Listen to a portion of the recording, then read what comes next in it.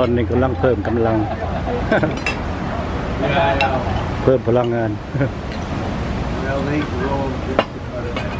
คือบิ๊กไอรอนอันนี้ที่สาวใส่อยู่ใส่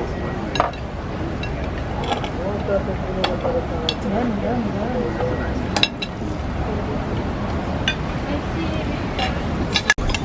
น้ำอยู่แล้วมันประมาณนี้อยู่ได้เขาได้อยู่6 โมงหมดแล้วเปรตโลอิ่มคักอิ่มแน่แล้วว่าปันนี้อิ่มคักแล้วลุงนินโอ้เอาเด้อลุงนินเด้อ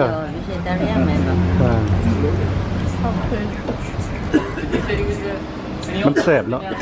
เริ่มเป็นน้ำหิวบ่จะได้การตั้งแซ่บเจ้าจะถ่ายตอนการเบื่อเอาก็ตอนนี้แล้วกินอีกขายไปได้ก็มาหิวไงทีนี้บ่มีสมาธิสไตล์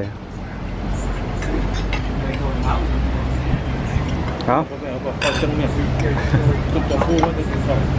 ซ้ำกันมาเนี่ย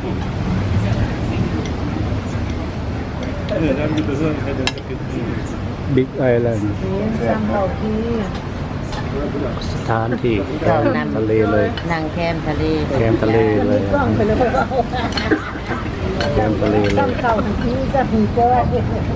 Last time it worked out, so I just happened to.